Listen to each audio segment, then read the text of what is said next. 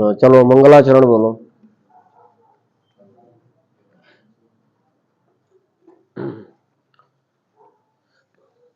येनाक्षर समाम्नायम् अधिगम्य महेश्वरात् कृत्स्नं व्याकरणं प्रोक्तम् तस्मै पाणिनये नमः। वाक्यकारं वररुचिं भाष्यकारं पतञ्जलिं पाणिनिं सूत्रकारं च प्रणतोऽस्मि मुनित्रयम्। योगेन चित्तस्य पदेन वाचा मलं शरीरस्य तु वैद्यकेन योपाकरोत्तं प्रवरं मुनीनां पतञ्जलिं प्राञ्जलिरानतोऽस्मि। प्रचोदिता येन पुरा सरस्वती वितन्वता यस्य सतीं स्मृतिं हृदि स्वलक्षणा प्रादुरभूत किलास्यतः। समे ऋषीणां वृषभः प्रसीदताम्। भूतैर्महद्भिर्य इमाः पुरो विभो निर्मायसे ते यदमोऽसु पूरुषः। भुङ्क्ते गुणान् षोडश षोडशात्मकः सोऽलङ्कृशिष्ट भगवान् वचांसि मे। योऽन्तः प्रविश्य मम वाचमिमां प्रसुप्ताम् सञ्जीवयत्यखिल शक्तिधरः स्वधाम्ना। अन्याश्च हस्तचरण श्रवण त्वगादीन् प्राणान्नमो भगवते पुरुषाय तोभ्यम्। अङ्गीकृतं कोटिमितं च शास्त्रम् नाङ्गीकृतं व्याकरणं च येन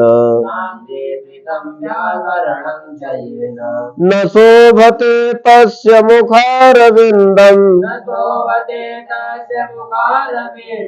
सिन्दूरबिन्दुर्विधवा ललाटे। आपः पृथिव्यां परमं पवित्रम्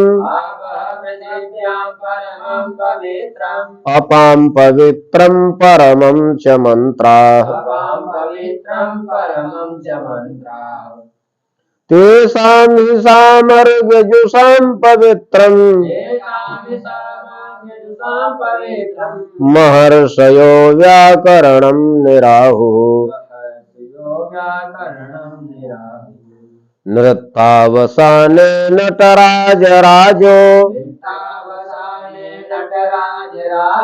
ननाद ढक्कां नवपञ्चवारम् उद्धर्तु कामः सनकादिसिद्धान् एतद् विमर्शे शिवसूत्रजालम्। रसालङ्कारसारापि वाणी व्याकरणोज्झिता स्वित्रोपहत गात्रेव नरञ्जयति सज्जनान्।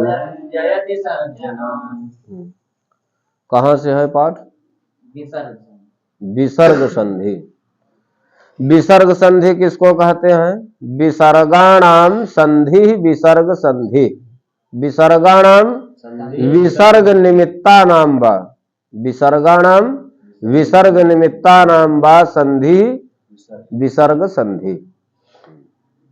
पहला सूत्र क्या है? आगे वृत्ति खरी विष्णुस्त्राता। विसर्जनीय से सह खरी, विसर्जनीय को सकार हो जाता है, खारी माने खर परे रहते। विसर्जनीय माने विसर्ग को सकार हो जाता है, खर परे रहते। ये सूत्र विसर्ग को स करता है। विसर्ग को क्या करता है? उदाहरण दिए विष्णु त्राता। विग्रह क्या होगा? विष्णु धन त्राता। विष्णु धन की स्थिति में सूत्र लगा विसर्जनीय से सह। विसर्जनीय को सकार होता है, खर परे रहते। तो विसर्जनीय क्या है? विष्णु में विसर्ग, उससे परे खर क्या है? त्राता का त। देखो त्र जो होता है वो तर संयोगे त्र, तो त जो है खर प्रत्याहार में आता है ना। तो वृत्ति की बात पूरी हो गई ना। विसर्जनीय है, खर परे है त्राता का त, तो विसर्जनीय को सकार हो गया। तो जहां विसर्ग था वहां क्या हो गया? स, हलंत स, विष्णु त्राता। वर्णमेल हो गया तो क्या बन गया? विष्णु त्राता। फिर आगे हाँ हाँ, वा सरी, सरी विसर्ग से विसर्गो वा। विसर्जनीय को विसर्ग ही रहता है, विकल्प से सर परे रहते। विसर्जनीय को विसर्ग ही रहता है, विकल्प से सर परे रहते। उदाहरण क्या है? हाँ, हरिश सेते, हरि सेते है ना। तो देखो यहां हरि सेते प्रयोग। विग्रह क्या होगा? हरिश धन सेते, हरिश धन सेते। तो यहां पर वासरी सूत्र ने हरि धन सेते रहता है, तो हरि धन सेते में जो है विसर्जनीय से सह की प्रवृत्ति होती है। हरि धन सेते की स्थिति में विसर्जनीय से सह की प्रवृत्ति होती है। विसर्जनीय है हरि में विसर्ग, और उससे परे खर है सेते का स, लेकिन वासरी सूत्र निषेध कर देता है। वासर क्या कहता है कि विसर्जनीय को विसर्ग ही रहता है, सर परे रहते। यहां विसर्जनीय है हरि में विसर्ग, और उससे परे सर है सेते का स, तो उसको विसर्ग ही रह गया, हरि सेते। अब विकल्प से होता है, ये विसर्जनीय को विसर्ग विकल्प से होता है। विकल्प माने कार्य का एक पक्ष में होना, एक पक्ष में नहीं होना। तो जो है विसर्जनीय को क्या हो गया? स। किस सूत्र से? विसर्जनीय से सह से। तो जहां विसर्जनीय है वहां स हो गया, तो विष्णु सेते बना। अतः विस्तो चुनाश्चु से स्तुत हो गया, स को हो गया स। तो हरिश सेते, हरिश सेते, हरिश सेते।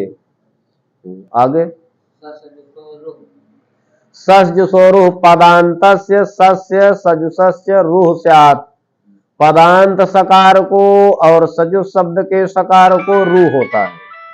पदांत सकार को और सजुस शब्द के सकार को रूह होता है। आगे अतो रोर प्लुता दप्लुते, अतो रोर प्लुता दप्लुते। अप्लुता दतः परस्य रोरुः स्यात्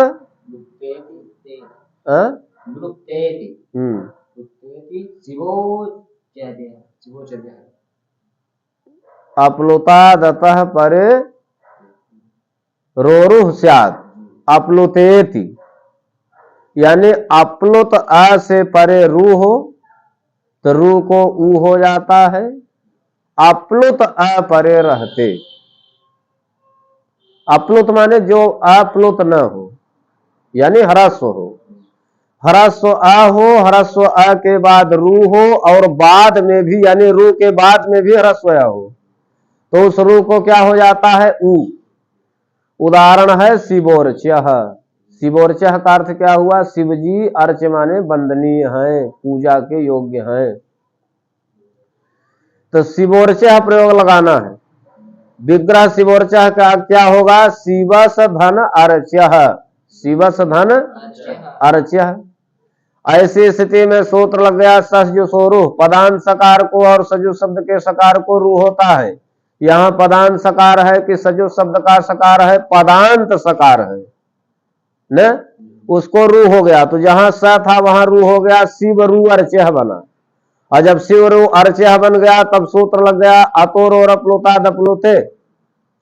अपलुत अ क्या है, शिव के वा में अ, अपलुत या माने ह्रस्व और उसके बाद रू है और उसके बाद अपलुत अ माने ह्रस्व अ क्या है, अर्चः का अ, तो रू को क्या हो गया ऊ। तो शिव रू अर्चः जहां था वहां बन गया शिव ऊ अर्चः। अब शिव के वा में आ है, अब आगे ऊ है, आद गुणा से गुण हो गया तो शिवो अर्चः बन गया। क्या बना, और जब शिवो अर्चः बन गया तो एंगा पदांता दति से पूर्व रूप हो गया, बन गया शिवोर्चः। आगे हासिच तथा, तथा माने उसी प्रकार, बिल्कुल स्पष्ट अर्थ है। यानी अपलुतया हो, अपलुतया से परे रू हो और रू के बाद हस प्रत्याहार का वर्ण हो तो रू को ऊ हो जाता है। उदाहरण क्या है, शिवो वंद्य, शिवजी वंदनीय हैं, वंदना करने के योग्य हैं। तो शिवो वंद्य का विग्रह क्या होगा, शिवस धन वंद्य, शिवस धन। सूत्र लग गया सजु सोरु, पदांत सकार को और सजु शब्द के सकार को रू होता है। यहाँ पदांत सकार है कि सजु शब्द का सकार है, पदांत सकार है, उसको रू हो गया, शिव रू बंद्य बना। और जब शिव रू बंद्य बना तो यहाँ पर सूत्र क्या लग गया, हासिच। यहाँ तो और अपलुता दपलुते की प्रवृत्ति नहीं है क्योंकि हस प्रत्याहार का वर्ण है ना, अपलुतया बाद में नहीं है। तो सूत्र लग गया हासिच। हासिच क्या कहता है कि ह्रस्वया हो, उसके बाद रू हो, उसके बाद हस प्रत्याहार का वर्ण हो तो रू को ऊ हो जाता है। तो यहाँ अपलुत अ कहाँ है, ह्रस्व अ, शिव के वा में अ और उसके बाद रू है, उसके बाद हस प्रत्याहार का वर्ण है वंद्य का वह हस प्रत्याहार में आता है तो रू को हो गया ऊ। तो क्या बन गया, शिव ऊ वंद्य। अब आद गुणा से गुण हो गया तो शिवो वंद्य बन गया। आगे भो भगो अघो अपूर्वस्य योसी, योसी ना बोलो योसी। फिर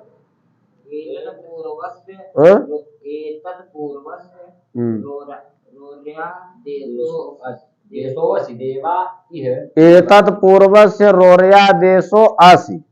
ठीक, एतत् पूर्वस्य माने भो पूर्वक, भगो पूर्वक, अघो पूर्वक, अवर्ण पूर्वक रू को यह आदेश हो जाता है अस्परे रहते। फिर क्या है, तेसाम रोर्यत्वे कृते देवा इह देवाई, हाँ देवा इह देवायिह। तो देवा इह का विग्रह क्या होगा, देवास धन इह, सस जो सोरू से रू हो गया देवारू इह। और जब सस जो सोरू से रू हो गया देवारू इह बना तब सूत्र लग गया भो भगो अघो अपूर्व से योसी। यहाँ भो पूर्वक है कि भगो पूर्वक है कि अघो पूर्वक है कि अवर्ण पूर्वक है, अवर्ण पूर्वक है, देवा में अ है ना, और उससे प्रयास क्या है इह का ई, तो रू को क्या होगा, हो गया यह, तो देवा यह इह बना, देवा यह इह है ना। अब जो है वर्णमेल हो गया तो देवाजिह बन गया। अब विकल्प से होता है क्या, यह एतत् पूर्व से रोरिया देशो वास ही लिखा है क्या, नहीं नहीं पहले एतत् पूर्व से बोलो, एतत् पूर्व से बोलो, हाँ तो वर्णमेल हो गया देवाई। फिर घोष भगोष भोस भगोस या घोष इति शांता निपाता। भोस भगोस या घोष ये शांत निपात है, इनके अंत में स है ना, इसलिए शांत है, और निपात भी है। फिर आगे तेषाम रोल त्वे कृते हाँ, उनके रू को या करने पर। फिर हरि सर्वेशा हाली सर्वेशाम वृत्ति बोलो। वो भगो अभो अपूर्वस्य यस्य लोपाः स्याद्वलि स्याद हाली भो पूर्वक भगो पूर्वक अघो पूर्वक अवर्ण पूर्वक यह का लोप होता है हल परे रहते।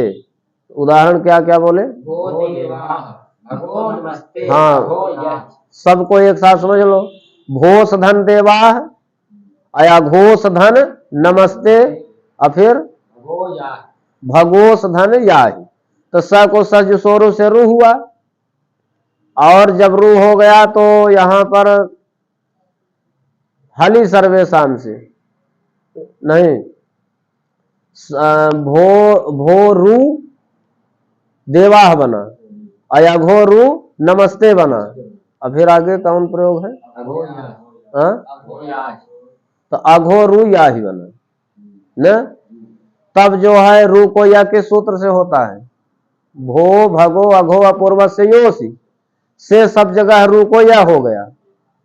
तो भो रू दे भो या देवाह, भो या देवाह, अघो या नमस्ते, और आगे कौन प्रयोग है? भगो यः हाँ, अघो या ही। तब सूत्र लग गया हली सर्वेशाम। हली सर्वेशाम से या का लोप हो गया तो क्या बना? भो देवाह अघो नमस्ते अघो या। रो सुपि अहनो रेफा देशो न तू सुपि न, यही कह रहा है ना।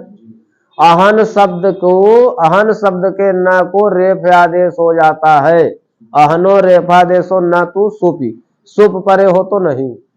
प्रयोग क्या है? आहर गण, और क्या है? आहरह अहर गण, आहरह संध्याम उपासित, बहुत प्रयोग प्रचलित है। दिन प्रतिदिन यानी प्रतिदिन संध्या करनी चाहिए, संध्या बहुत आवश्यक है। तो आहरह प्रयोग लगाना है। विग्रह क्या होगा आहरह का? आहन धन अह, आहन धन अह। तो सूत्र लग गया रोसुपी। आहन शब्द के न को रू होता है और सुप परे हो तो नहीं। तो आहन शब्द है, उसका न है, उसको रोसुपी से रू हो गया, न को रू हो गया। तो आह रू, अब आगे आह सुप परे भी नहीं है, आह है। तो रू में र में ऊ का अनुबंध लोप हो गया, र भर बचा न, र भर बचा, और र हल रहता है, वो आह वाले आ में मिल गया तो बन गया आहरह। और आहर गण आहन धन गण, सूत्र लग गया रोसुपी। अहनो रेफा देशो न तू सुपी, अहन शब्द के न को रू हो जाता है, सुप परे हो तो नहीं। तो आहन शब्द है, आहन धन गण है, न को रू हो गया आहरू गण है। र में ऊ का अनुबंध लोप हो गया, र भर बच्चा, र का जल तुम्बिका न्याय रेफस्योर्थ गमनम हो गया, वर्ण मेल हो गया, आहर गण बन गया। आगे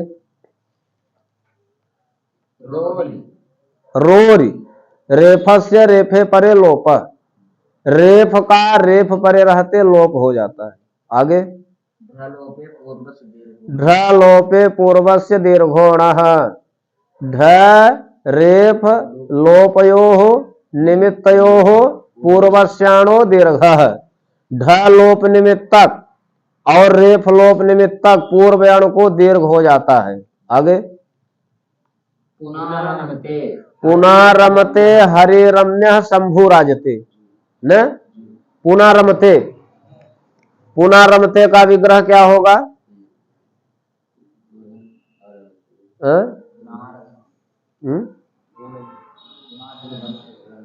पुनर्धन रमते, पुनर्धन रमते।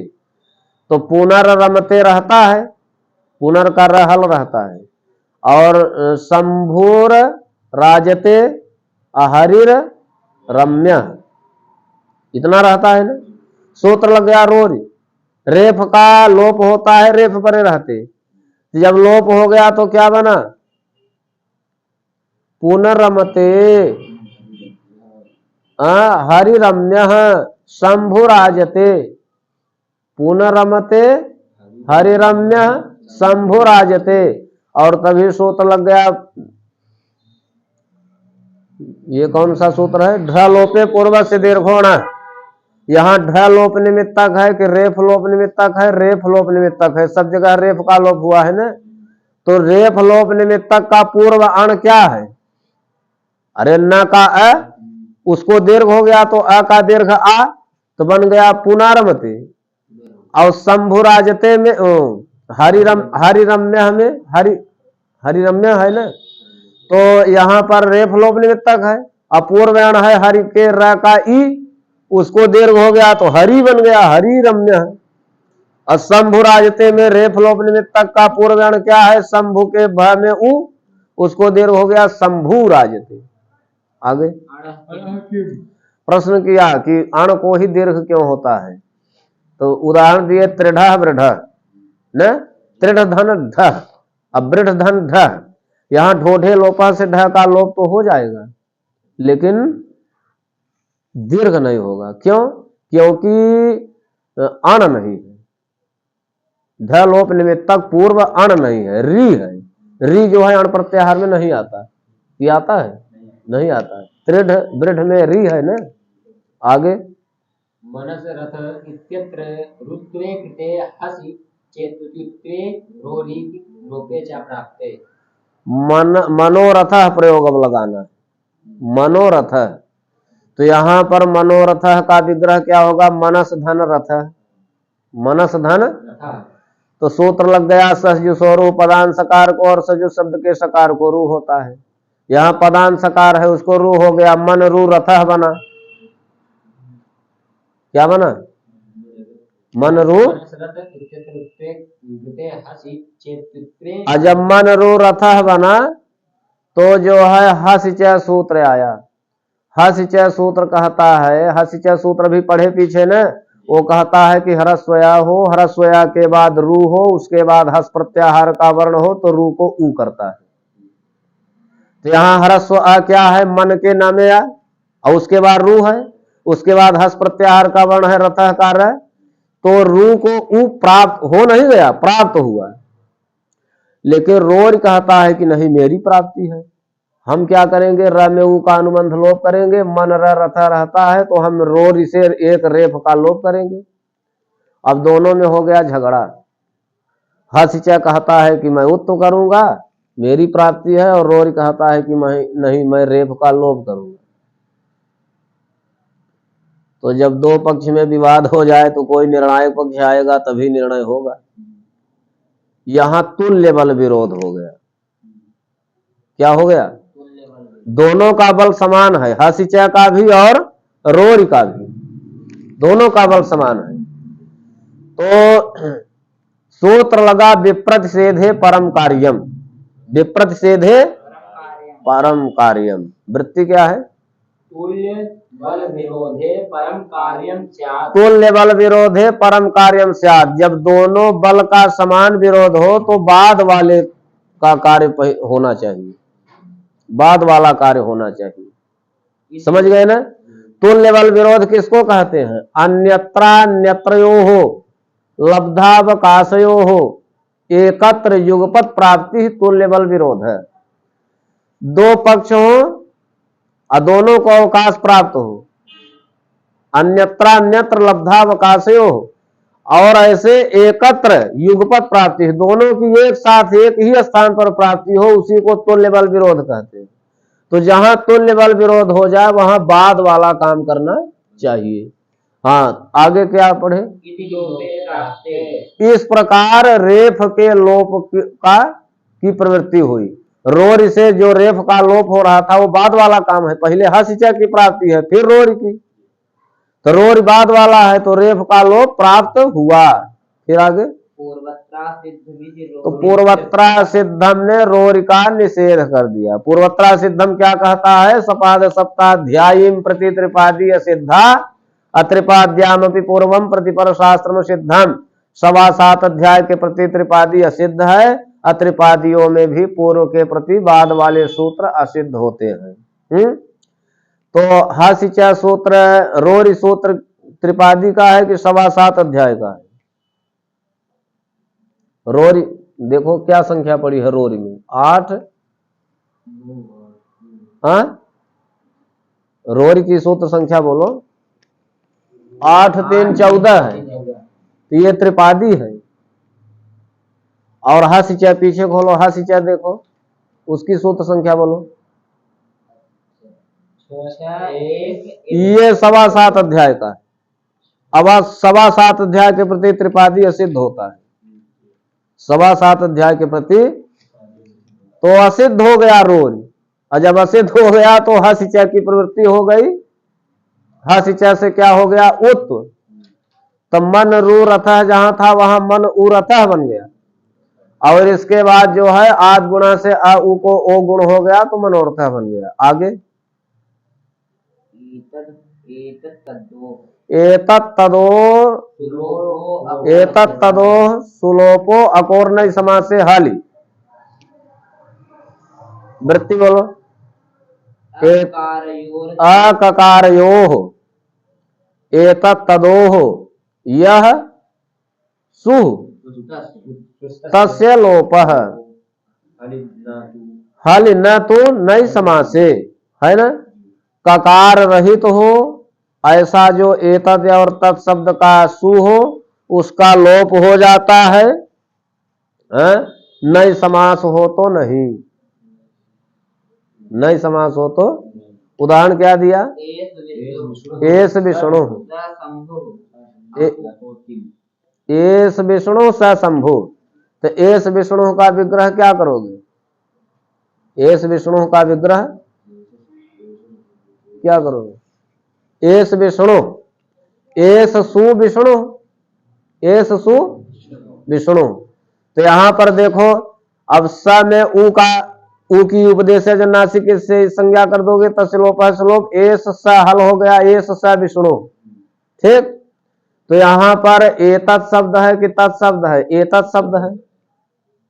और ककार रहित है, क भी नहीं है।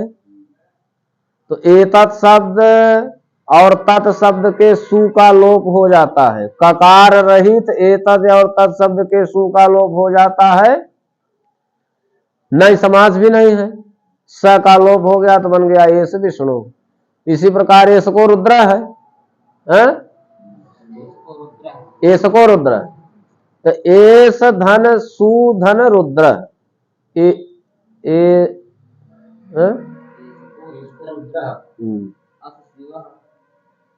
नहीं, एस विष्णु के बाद ही लिखा है एस को रुद्र। स शंभु, स सु शंभु, स सु। तो स में उ का अनुबंध लोप हो गया, स शंभु न। तो यहां पर स जो है वो तत् शब्द का रूप है जो ककार रहित है, नई समास भी नहीं है। इसलिए एतत् तदो सुलोपो अकोर नई समास से हल से स का लोप हो गया तो क्या बन गया? स शंभु। आगे हाँ, ककार रहित हो ऐसा क्यों कहा? कब उदाहरण दिए? एस को रुद्र। यहाँ एतत् शब्द का रूप तो है, नई समास भी नहीं है, लेकिन ककार युक्त है, इसलिए सु का लोप नहीं हुआ। एसक धन सु धन रुद्र। तो सु को हो गया सजुसोरो से रू, अहासिचा से हो गया रू को उ। तो एसक उ रुद्र, आद गुण से गुण हो गया, एस को रुद्र बना। आगे हाँ, नई समास नहीं हो तभी होता है, ऐसा क्यों कहा? असस सुबह। यहाँ जो है न सह शिव तत्शब्द तो है लेकिन नई समास है, इसलिए यहां भी स का लोप नहीं हुआ। रू हुआ, रू को विसर्ग हो गया, खरवसानी और विसर्जनीय से। हल परे हो तभी होता है, ऐसा क्यों कहा? ये सूत्र यहाँ एतत् शब्द है जो ककार रहित नहीं है, ठीक, लेकिन आगे हस प्रत्याहार का वर्ण नहीं। क्या है? असह अ है, तो इसलिए यहां पर सु का लोप नहीं हुआ। ए सूत्र में सु रहा असु को जो है अतोर असु से रू हुआ, और इसके बाद अतोर प्लुताद प्लुते से रू को ऊ हुआ, और इसके बाद जो है आद गुणा से गुण हुआ, फिर एंगह पदांतादति से पूर्व रूप हो गया, बन गया ए सूत्र। आगे सोच लोपे चेत पाद पूर्णम। हाँ वृत्ति बोलो।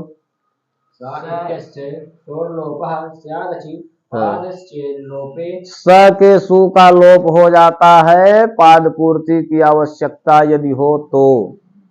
सोच लोपे चेत पाद पूर्णम। स के सु का लोप हो जाता है पाद पूर्ति की आवश्यकता यदि हो तो। उदाहरण क्या है? सयस दासरथी राम। सयस दासरथी दासरथी राम, ये दशरथ नंदन राम जी हैं। तो यहां स सु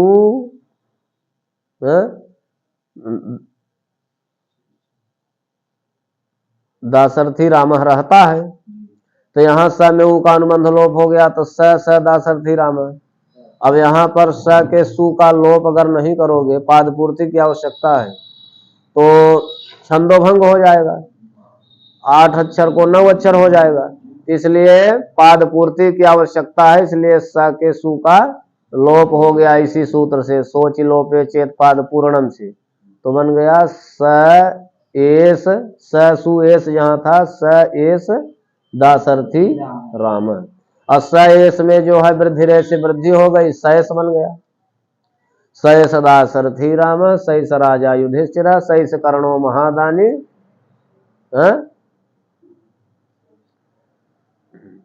इस प्रकार से यहाँ जब पाद पूर्ति की आवश्यकता है तो स के सु का लोप हो गया ना। इति विसर्ग संधि, विसर्ग संधि भी समाप्त हो गई।